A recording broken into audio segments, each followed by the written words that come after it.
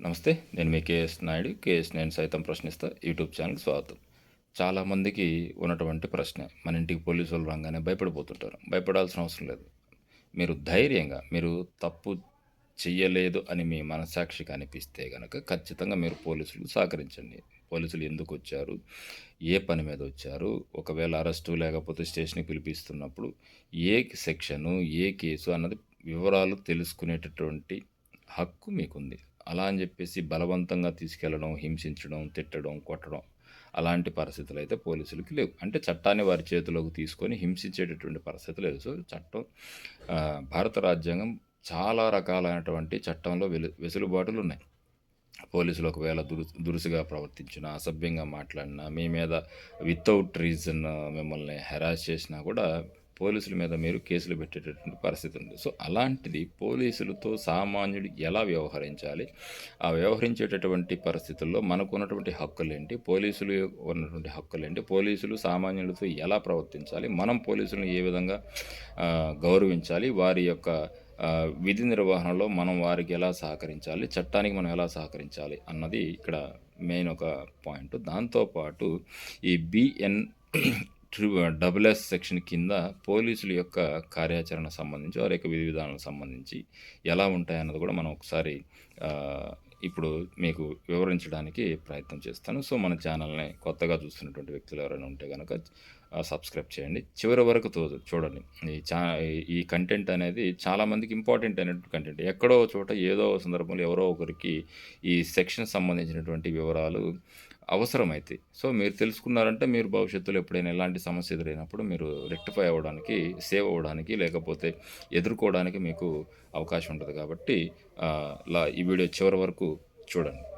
అయితే ఈ పోలీసులు సంబంధించినటువంటి యొక్క అంశానికి వెళ్తే గనక, పోలీసులు ఎప్పుడు ఏ టైంలో అరెస్టు చేయాలి అన్నటువంటిది భారత రాజ్యాంగం ప్రకారం ఒక కొత్త చట్టం అనేది రావడం జరిగింది. ఆ చట్టానికి సంబంధించినటువంటి అంశాలేంటంటే, భారతదేశంలో 2024 జూలై 1 నుండి అమల్లోకి వచ్చినటువంటి కొత్త క్రిమినల్ చట్టాలు భారతీయ నాగరిక సురక్ష సంహిత బిఎన్‌డబ్ల్యూఎస్, భారతీయ న్యాయ సంహిత బిఎన్ఎస్ మరియు భారతీయ సాక్ష్య అధినియమం బిఎస్ఏ ఈ విషయంలో ఏమి చెబుతున్నాయో అంటే, అంటే డిఫరెంట్ టైప్ ఆఫ్ ఇష్యూస్ మీద ఒకటి బిఎన్‌డబ్ల్యూఎస్, బిఎన్ఎస్, బిఎస్ఏ సంబంధించినటువంటి కొన్ని చట్టాలు ఏం చెబుతున్నాయనేది ఇప్పుడు చెప్తాను. కొత్త చట్టాలు పాత క్రిమినల్ ప్రొసీజర్స్ కోడ్ సిఆర్పిసి స్థానంలోకి రావడం జరిగింది.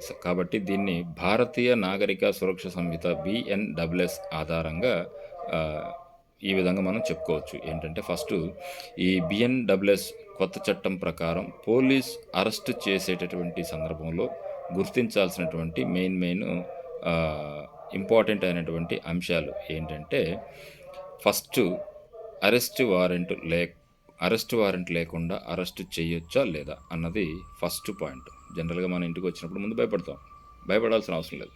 కానీ మీ హక్కుల్ని మీరు కాపాడుకుంటూ వచ్చినటువంటి పోలీసులను మీరు గౌరవించాలి, వాళ్ళకి సహకరించాలి. చట్టాన్ని మీ చేతిలో మీరు తీసుకోకూడదు. చట్టాన్ని గౌరవించాల్సిన బాధ్యత మన మీద ఉంటుంది. కాబట్టి అరెస్ట్ వారెంట్ లేకుండా అరెస్ట్ చేయొచ్చా లేదా అంటే, సెక్షన్ 35 బిఎన్‌డబ్ల్యూఎస్ పాత సిఆర్పిసి సెక్షన్ 41ని భర్తీ చేసి బిఎన్‌డబ్ల్యూఎస్ సెక్షన్ 35 ప్రకారం పోలీసులు ఈ కానిస్టేబుల్స్ ఈ కాగ్నిజెంటల్ నేరాల్లో, అంటే ఈ వారెంట్ లేకుండా అరెస్ట్ చేయడానికి అనుమతించేటటువంటి నేరాలు అంటారు. కొన్ని వచ్చేసి క్రిమినల్ యాక్టివిటీస్‌లో కొన్ని బెయిలబుల్ ఉంటాయి, కొన్ని నాన్ బెయిలబుల్ ఉంటాయి. కొన్ని అరెస్ట్ వారెంట్ అవసరం లేనివి కూడా కొన్ని ఉంటాయి. జస్ట్ బెనిఫిట్ ఆఫ్ డౌట్ కింద వచ్చి ఎంక్వైరీ చేసేటటువంటి కొన్ని ఉంటాయి. కొన్ని తప్పనిసరి పరిస్థితుల్లో అరెస్ట్ చేయాల్సినటువంటి కేసులు కూడా ఉంటాయి. అప్పుడు ఖచ్చితంగా అరెస్ట్ వారెంట్ అనేది ఉండాలి. సో, అరెస్ట్ వారెంట్ ఉండేటటువంటి కేసులు ఉంటాయి. అరెస్ట్ వారెంట్ లేకుండా కూడా విచారించేటటువంటి కేసులు కూడా కొన్ని ఉంటాయి. కాబట్టి అది ఒక్కసారి మీరు గుర్తుంచుకోవాలి. అంటే మీకు వచ్చినటువంటి కేసు యొక్క పరిధి ఏంటి? అంటే అది ఎలాంటి కేసు, ఏ సెక్షను అన్నది ముందు తెలుసుకోవడానికి మీరు ప్రయత్నం చేయండి. అయితే నిందితుడు పారిపోయే అవకాశం ఉంటే, లేదా ఆధారాలను ధ్వంసం చేసే ప్రమాదం ఉంటే, సమయ పరిమితి కొత్త చట్టంలో రోజు లేదా రాత్రి ఏ సమయంలోనైనా అరెస్ట్ చేయడానికి అనుమతి ఉంటుంది. అయితే దీనికి సహేతుకరమైనటువంటి రీజన్స్ ఉండాల. కొంతమంది నేరం చేసినప్పుడు పోలీసులు చూడంగానే గోడ దూకి ఎళ్ళిపోతూ ఉంటారు. అలా వెళ్ళకూడదు. ఎళ్ళాల్సిన అవసరం లేదు. ఒకవేళ మీకు క్రైమ్‌లో ఎలాంటి ఇన్వాల్వ్‌మెంట్ లేనప్పుడు ఎందుకు భయపడాలి? సో, మీకు న్యాయపరంగా ఎదుర్కోవచ్చు. సో, కొంతమంది ఇలాంటి క్రైమ్ యాక్టివిటీస్‌లో పార్టిసిపేషన్ ఉన్నప్పుడు వాళ్ళు పోలీసులను చూడంగానే వాళ్ళు అరెస్ట్ చేయడానికి వస్తున్నారు, లేకపోతే ఎంక్వైరీ కోసం వస్తున్నారు అనంగానే పారిపోయేటటువంటి పరిస్థితి ఉంటుంది. సో, అలాంటి సందర్భాల్లో కొన్ని ప్రత్యేకమైనటువంటి సందర్భాల్లో ఏ టైంలో అయినా కూడా అరెస్ట్ చేయడానికి అవకాశం ఉంటుంది. అది కూడా కొంచెం సెన్సిటివ్ ఇష్యూస్ కాబట్టి అవి జాగ్రత్తలు తీసుకోవాల్సినటువంటి బాధ్యత కూడా ఉంటుంది. ఇంకోటి ఏ సమయంలో అరెస్ట్ చేయాలి? అంటే పగలా, మధ్యాహ్నమా, రాత్రా, అర్ధరాత్రా ఉంటాయి. ఎప్పుడంటే అప్పుడు వచ్చి అరెస్ట్ చేయొచ్చా లేదా అన్నది కూడా ఉంటుంది. సో, దానికి సంబంధించి వెళ్తే ఈ బిఎన్‌డబ్ల్యూఎస్ పోలీసులు ఎప్పుడు అరెస్ట్ చేయాలనే దానికి నిర్దిష్టమైనటువంటి సమయం అనేది లేదు. ఈ సెక్షన్ కింద బిఎన్‌డబ్ల్యూఎస్ సెక్షన్ కింద ఒకవేళ కంప్లెయింట్ వచ్చి దాంట్లో ఎఫ్ఐఆర్‌లో ఆ సెక్షన్ గాని నమోదైతే గనక మీకు పలానా టైంలో వచ్చి అరెస్ట్ చేయాలనేది ఉంది. కానీ రిమైనింగ్ కొన్ని సెక్షన్స్‌లో మాత్రం ఆహ్, ఎప్పుడు అరెస్ట్ చేయాలనేది ఒక టైమ్ లిమిట్ అనేది ఉంటుంది. సో, స్త్రీలను అరెస్ట్ చేసేటప్పుడు ఖచ్చితంగా లేడీ కానిస్టేబుల్ ఉండాలి. మార్నింగ్ నుంచి ఈవినింగ్ 6 వరకే ఉండాలి. తర్వాత పంపించేస్తుంటారు. ఒకవేళ ఏదన్నా ఎంక్వైరీ గానైతే గనక. మళ్ళా పక్క రోజొచ్చి స్టేషన్‌లో హాజరవ్వాలా. సో, ఒక్కొక్క కేస్‌కి ఒక్కొక్క ప్రొసీడింగ్స్ ఉంటాయి కాబట్టి, ఏ సమయం ఏంటనేది ఈ బిఎన్‌డబ్ల్యూఎస్‌లో మాత్రం పోలీసులు ఎప్పుడు అరెస్ట్ చేయాలనే దానికి ఒక నిర్దిష్టమైనటువంటి సమయము, సందర్భం అనేది మాత్రం లేదు. అంటే పాత సిఆర్‌పిసి లాగానే కాగ్నిజబుల్ నేరాల విషయంలో మాత్రం 24 గంటల్లో అరెస్ట్ చేయవచ్చు. కానీ అరెస్ట్ చేసిన తర్వాత 24 గంటల లోపు ఆ నిందితులు ఎవరైతే ఉంటారో అరెస్ట్ చేసినటువంటి వ్యక్తిని మేజిస్ట్రేట్ ముందు హాజరుపరచాలా. సెక్షన్ 57 బిఎన్‌డబ్ల్యూఎస్ ప్రమాణ సమయంలో మినహాయింపు. అంటే ఎప్పుడైతే ఒక వ్యక్తిని అరెస్ట్ చేస్తారో, అరెస్ట్ చేసినటువంటి వ్యక్తిని 24 అవర్స్ లోపు దగ్గరలో ఉన్నటువంటి మేజిస్ట్రేట్ ముందు అప్పజెప్పాలా. అది జరుగుతుందా లేదా అన్నది పక్కన పెడదాం. కానీ యాక్చువల్‌గా రూల్స్ ప్రకారం అయితే మాత్రం అరెస్ట్ చూపించిన వెంబటే 24 గంటల లోపు ఈ సెక్షన్ 57 బిఎన్‌డబ్ల్యూఎస్ బేస్ చేసుకొని మేజిస్ట్రేట్ ముందు అప్పజెప్పాల. ఇది. తర్వాత మహిళల విషయంలో ప్రత్యేకమైన నిబంధనలేమన్నా ఉంటాయా? ఉంటే ఏంటి? అన్నది కూడా ఒకసారి చూద్దాం. సెక్షన్ 43 క్లాస్ 2 బిఎన్‌డబ్ల్యూఎస్ ప్రకారం మహిళలకు సూర్యాస్తమయం తర్వాత మరియు సూర్యోదయం ముందు అరెస్టు చేయకూడదు. నేనిందాక చెప్పాను కదా! ఆఫ్టర్ 6 అంటే సూర్యుడు అస్తమించిన తర్వాత లేకపోతే early morning before sunrise arrest చేయడానికి ఉండదు. సూర్యోదయం అయిన తర్వాత సూర్యాస్తమయానికి ముందు ఎప్పుడైనా అరెస్ట్ చేసేసుకోవచ్చు. అరెస్ట్ చేయకూడదు. ఇంకోటేంటంటే అత్యవసర పరిస్థితుల్లో మరియు ఉన్నతాధికారి డీఎస్పీ ర్యాంక్ కంటే ఎక్కువ కాకుండా రాతపూర్వక అనుమతితో ఇది పాత సిఆర్‌పిసి సెక్షన్ 46 క్లాస్ 4 నుండి స్వీకరించబడింది. కానీ అమలు మరింత కఠినంగా ఉండేలా చేస్తారు. ఒకవేళ ఇంకొక తప్పనిసరి పరిస్థితుల్లో అరెస్ట్ చేయాలి అంటే గనక పాత సిఆర్‌పిసి సెక్షన్ 46/4 ప్రకారం నోటీసు వాళ్ళకి ఇవ్వాలి. ఆ నోటీస్ కూడా ఏందంటే డీఎస్పీ ర్యాంక్ కంటే తక్కువ కాకుండా అంటే ఎస్ఏలు, సీఏలు ఇట్లా కాకుండా డీఎస్పీ ర్యాంక్ కంటే పైన ఉండే వ్యక్తులు వాళ్ళకి ఆ నోటీస్ ఇచ్చి అరెస్ట్ చేయడంలో తప్పే లేదు. సో, దానికి రిస్ట్రిక్షన్స్ ఏం లేవు. తర్వాత హ్యాండ్ కమ్స్ వాడకం అంటే చేతులకి బేడీలు వేస్తారు కదా! అది ఎప్పుడు వేస్తారు? వెయ్యాలా? కూడదా? అన్నది కూడా మాట్లాడుకుందాం. ఈ హ్యాండ్ కమ్స్‌కి సంబంధించి అంటే బేడీలకు సంబంధించి సెక్షన్ 43/3 బిఎన్‌డబ్ల్యూఎస్ ప్రకారం కొన్ని తీవ్రమైనటువంటి నేరాల్లో అంటే ఫర్ ఎగ్జాంపుల్ అతను ఒక తీవ్రవాది అయ్యుండి, లేకపోతే అత్యాచారాలు చేసి, లేకపోతే అంటే సమాజానికి చెడు, ఇతను చాలా ప్రమాదకారి అనేటటువంటి పరిస్థితుల్లో మాత్రం అంటే అతను తీవ్రమైనటువంటి నేరారోపణలు ఎదుర్కొంటుంటే అంటే ఉగ్రవాదం, లేకపోతే మాటల్లో, లేకపోతే మానభంగాలు ఇలాంటి అంశాల్లో మాత్రం ఖచ్చితంగా వారికి ఈ హ్యాండ్ కప్స్ అనేది వేస్తారు. అంటే బేడీలనేది వేస్తారు. హ్యాండ్ కప్స్ వాడవచ్చు. ఇది అరెస్ట్ సమయంలో పోలీసులకు అదనపు అధికారం ఇస్తుంది. కానీ సమయం గురించి ప్రత్యేకంగా చెప్పలేం. ఇవి ప్రత్యేకమైనటువంటి సందర్భాల్లో మాత్రమే ఈ బేడీలు వేసి తీసుకెళ్తారు.